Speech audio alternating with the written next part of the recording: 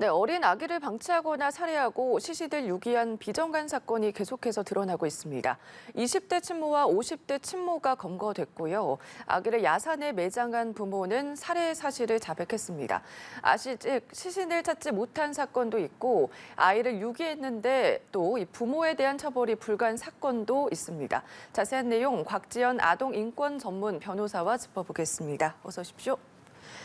네, 수원 냉장고 영화 사건 이후에 계속해서 시신을 유기한 친모들이 잇따라 검거가 되고 있는 상황입니다. 우선은 수원에서 20대 친모가 또 검거가 됐다면서요. 네. 그래서 지금 계속적으로 이런 일이 발생을 하고 있는데요. 이제 경찰은 출산 기록은 있지만 출생 기록이 없는 이런 소위 유령 아동에 대한 전수조사 과정에서 이 부분도 역시 밝혀졌습니다. 네.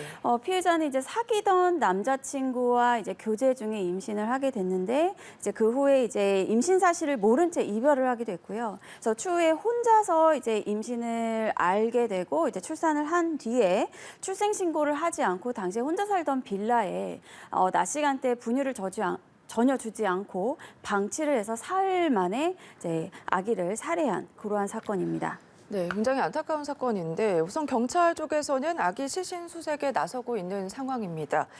친모가 시신 유기 장소에 대한 진술을 번복을 했거든요. 이 이유는 뭐고 지금 수사 어떻게 진행되고 있습니까? 현재 처음에는 야산에 유기를 했다라고 진술을 했다가 최근에서야 이제 병원 근처 하천에 유기를 했다 이렇게 유기 장소를 번복을 했습니다.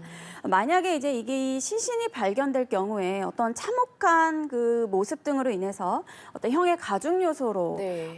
작용할 우려도 있고 또 국민의 거센 어떤 비판적 여론 의식이 들끓어서 본인의 양형에 굉장히 불리하게 이제 작용을 할까 이런 두려움을 가지고 있는 것 같습니다. 이제 이 살해 혐의뿐만 아니라 네. 사체 유기 혐의도 지금 함께 적용이 되고 있는 상황이기 때문에 대법원 양형 기준상 이 부분이 이제 처벌이 된다면 이제 징역 7년에서 15년 사이에 인정이 될 것 같습니다. 네, 또 과천에서는요, 2015년에 아들의 시신을 유기한 50대 여성이 검거된 상황인데 이 친모는 불구속 상태로 수사를 받고 있거든요. 그 이유는 뭐죠? 현재 이 친모는 이제 살인 혐의에 대해서는 아직 밝혀지지 않았고 네. 그 사체 유기 혐의에 대해서만 이제 적용이 되고 있는 상황입니다. 그래서 긴급 체포 후에 경찰은 이제 검찰에 이제 사후 승인을 하게 되는데요. 이제 체포 영장 발부에 대해서 이 부분이 적용된 죄명이 이제 사체 유기다 보니까 네. 범죄 발생 시가 2015년이고 이 공소시효가 7년이 이미 지나버렸기 때문에 공소시효가 지나서 이 부분은 긴급 체포에 부적법하다 이렇게 판단했기 때문에 검찰에서 불승인 처분을 하게 되었기 때문에 네. 이제 석방된 상태로 지금 조사를 받고 있습니다. 알겠습니다. 사체 유기죄 공소시효가 아무래도 7년이기 때문에 지금 만료됐을 가능성이 있어서 그 이유가 있다라고 말씀을 해주셨거든요. 그렇다면 추가적인 혐의가 나오지 않는다면 처벌은 어려운 건가요? 현재 이제 그 아이의 살인이라는 그 결과에 대해서 그 친모의 직접적인 관여 정황이 없다면 사체 네. 유기 혐의로만 가지고는 처벌은 불가능한 상황입니다. 네, 이렇게 지금 말씀해 주신 것처럼 수원 냉장고 영아 시신 사건 이후에 전수조사가 시작이 되고 있고 아마 이번 주 금요일까지 이어질 걸로 보이거든요. 근데 그 이후에 계속해서 수사 의뢰가 늘고 있다면서요? 그렇습니다. 이제 국가수사본부에 따르다면 이제 경기 남부청이 이제 수사 중인 영아 사건만 현재 29건이고요. 네. 지금 기한이 이제 7일까지이기 때문에 아직 기한은 많이 남아 있어서 수사 의뢰는 지속적으로 계속 늘 것으로 보입니다. 지금 현재 발생했던 이 사건들도 이제 지자체에서 사실 확인 후에 경찰에 이제 수사 의뢰를 하고 있는 부분이기 때문에 네. 지속적으로 이제 수사 의뢰는 증가할 것으로 보여지고요. 지금 현재 밝혀진 것 중에서도 벌써 9명이 사망을 했고 남은 이제 94명에 대해서 이제 수사 진행 중이고 또 어떤 살인 혐의라든지 이런 부분에 대해서는 수사가 더욱더 집중되고 더 증가할 것으로 보입니다. 네, 말씀해 주신 것처럼 7일까지 계속 전수조사가 이어지기 때문에 계속 안타까운 사건이 나올 수밖에 없는 상황인 것 같은데 경남 거제시에서는 부모가 영아를 야산에 유기한 사건이 있었습니다. 이 부모는 자고 일어나 보니까 아기가 숨져 있었다 이렇게 주장을 했는데 이게 거짓말이었다면서요. 그렇습니다. 처음에는 이제 자고 일어나니까 아이가 죽어 있었다 이렇게 당황해서 그렇게 얘기를 했지만 이제 네. 현재는 자백을 했고요. 그래서 친모가 직접 그 태어난 영아를 목을 졸라서 살해를 했다라고 이제 네. 자백을 했습니다.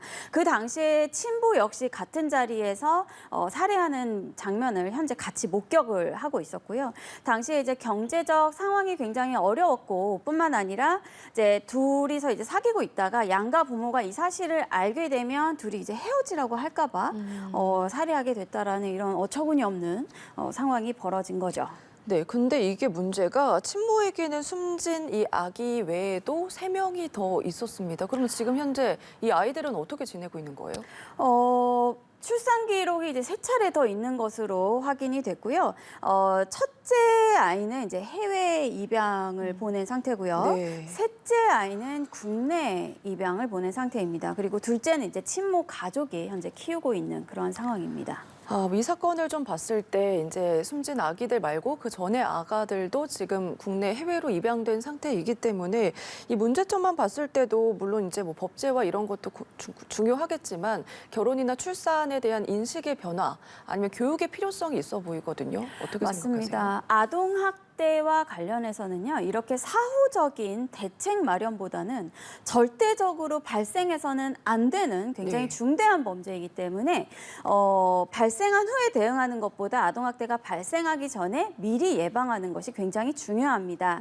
따라서 아동학대 범죄가 밝혀졌을 때 명하는 수강명령 또는 이수명령이라는 제도에 저희가 좀 주목을 해볼 필요가 있는데요. 네. 특히 이수명령 그 내용 중에서도요. 보호자로서의 기본 소양을 갖추게 하기 위한 교육이라는 걸 받게 하고 있습니다. 그래서 이 교육은 아동학대 범죄자에게만 부여를 하는 것이 아니라 네. 부모가 될 지위에 있는 모든 자에게 의무적으로 수강을 하게 하는 제도적인 개선이 좀 시급하다고 보여지고요. 네. 무조건적인 어떤 법적 강제가 어렵다면 현재 어떤 무조건적으로 지급이 되는 양육수당과 보육수당이 있는데 그 수당을 받기 위해서 어떤 조건적으로 이 부분을 교육을 이수하게 하는 것도 하나의 방법이 될 수 있을 것 같습니다. 네, 앞서서 제도적인 개선이 필요하다 이런 말씀을 해주셨는데 어떤 부분이 가장 시급하다고 보십니까? 현재 지금 잘 지적해 주신 대로 사후적인 어떤 처벌을 강화해야 된다. 이런 네. 부분은 사실상 부수적인 것이고요. 지금 뭐 영아 살해죄 형량이 너무 낮다든지 네. 지금 정인이 사건 이후로 법이 많이 개정이 되면서 아동학대 살해죄라든지 아동학대 중상해 이런 법 개정이 이루어 왔지만 그것은 실질적인 아동학대 범죄를 근절시킬 수 있는 방향이라고 보기는 어렵고요. 네. 사전에 아동 학대를 근절시키는 어떤 성인에 대한 아동 학대가 무엇인지 그리고 아이를 잘 어떻게 양육할 수 있는지 양육 방법 이런 부분에 대한 교육적인 부분이 가장 중요합니다. 네, 알겠습니다. 지금 영아 살해 유기 범죄에 저지른 피의자의 과반이 10대부터 20대가 가장 많다. 이런 조사 결과도 나와 있거든요. 아무래도 20대, 20대에는 영아 살해나 유기 사건을 보면은 병원 밖에서 출산이 이루어지는 경우도 있더라고요. 맞습니다. 특히 그 9년간의 영아 살해 피해자의 그 77%가 네, 굉장히 굉장히 높은 거 아니에요? 많은 네. 수치죠. 그 77%가 10대에서 20대의 피해자로 이제 밝혀졌습니다. 네. 이들은 일단은 이제 계속적으로 성장하고 있는 시기이기 때문에 몸 상태 인지하는 것이 좀 어려울 수 있고요. 네. 그리고 계획적이고 의도적인 출산과 이제 그 임신이 아니었기 때문에 자신의 어떤 몸의 변화라든지 이런 부분에 대한 인지가 좀 부족했고 네. 또 경제적인 어려움도 아주 큰 몫이 되고 있습니다. 따라서 병원이 아니라 뭐 모텔, 뭐 화장실, 뭐 원룸, 본인이 살고 있던 원룸 뭐 네. 이런 데서 이제 출산하는 그 청소년 부모들이 상당히 많이 있습니다. 아무래도 말씀해 주신 것처럼 병원 밖에서 출산이 이어지다 보면은 자연스럽게 지금과 같은 뭐 살해 사건 이런 것까지 이어질 가능성도 높은 거 아니겠습니까? 가능성이 높고요. 그 결과는 이제 통계 지표로 나오고 있죠. 그래서 영아 살해 피해자의 거의 80%에 육박하는 네. 자들이 이제 피해자가 이제 10대, 20대 부모로 밝혀졌는데요. 아무래도 출산한 후에 본인의 양육이 어렵다는 것을 충분히 예측할 수 있기 때문에 네. 그리고 어떤 지금 상황에 대한 판단이라든지 이 아이를 출산해서 어떤 도움을 구조할 어떤 그런 방법을 찾기가 어렵기 때문에 어떤 충동적인 사례로 이어져 나가는 경우도 많이 있는 것 같습니다. 네. 보건복지부에서 2022년도 보호대상 아동 현황을 발표를 했습니다. 우선은 보호대상 아동에 대한 의미부터 짚어주실까요? 보호대상 아동이라는 것은요, 보호자가 없거나 또 보호자가 이제 양육할 능력이 없어서 네. 아동을 보호자와 피보호자가 이제 분리되어 있는 상태를 이제 보호대상 아동이라고 합니다. 네, 지난해만 봤을 때 보호대상 아동 중에서 73명이 보호조치 대상이 됐다. 이런 집계가 나왔는데 그건 어떻게 좀 볼 수가 있을까요? 보호 조치 대상이 됐다는 거는요. 특히 이제 이 보호자로부터 의도적으로 유기된 아이, 그러니까 의도적으로 버려진 아이가 이제 네. 73명에 해당한다. 이런 수치에 해당이 되고요. 실제 밝혀진 수치는 이렇지 그 근저에 밝혀지지 않은 사례까지 합친다면 굉장히 많은 아이들이 이제 유기 방치되고 있는 상황인 거죠. 네, 앞서서 영아 살해죄 관련해서 개정이 필요해 보인다 이런 얘기도 좀 해주시지 않으셨습니까? 영아 살해죄가 보니까 6.25 전쟁 이후에는 개정이 되지 않았다라고 하는데 그러면 어떻게 좀 변화가 돼야 된다고 보십니까? 네, 이 영아 살해죄에 이제 그 신설된 그 근저에는요, 굉장히 그 봉건적 사고 방식에 기반되어 있습니다. 자식은 내 소유물이다라는 의식도 깔려 있고요. 그래서 이러한 것이 지금 상황에서는 전혀 맞지가 않고 이 한 모든 생명은 존엄하게 보호받아야 하는 것이고 네. 모든 생명은 귀하고 가치가 있는 것이지 부모로부터 출생한 그 순간에 독립된 인격체입니다. 네. 그렇기 때문에 이 영아에 대해서 부모가 살해를 했다라는 부분이 어떤 부모의 어떤 소유물이 근저에 되어 있는 이러한 사고방식에 기초한 영아 살해죄는 굉장히 문제가 있습니다. 특히 보통 살인죄는요, 사형 무기 5년 이상의 징역이고 네. 최상한이 유기징역을 처할 경우에 50년까지도 법적으로는 가능합니다. 근데 영아 살해죄는 10년 이하의 징역에 처하는 굉장히 약한 처벌이거든요. 그렇기 때문에 이 부분은 반드시 개선이 되어야지만 하고요. 오히려 비속 살해에 대해서 보호자가 보호 의무를 저버린 더욱더 악질적인 범죄라는 점에서 가중 처벌해야 된다라는 인식도 요즘엔 굉장히 추가로 개정이 되고 있는 상황이고요. 네. 근데 형법이 개정이 되지 않더라도요. 현재 상황에서 그 대법원 양형 기준, 그러니까 네. 양형을 높이는 방법으로 처벌 수위를 올리는 것도 가능합니다. 네, 그러니까 법 개정 외에는 피의자 부모들의 처벌 수위를 높일 방법에 대해서 좀 말씀을 해주셨는데 앞서서 이제 수원 냉장고 이제 살인 사건과 관련해서도 처음에는 영아 살해죄였는데 살인죄로 적용이 맞습니다. 되지 않았습니까? 이것도 뭐 이전에 판례가 없었기 때문에 엄청난 영향을 미친 거다 이렇게 볼 수가 있을까요? 네, 저도 이제 그 부분에 대해서 굉장히 강하게 이거는 살인죄를 적용해야 된다고 주장을 했었는데요.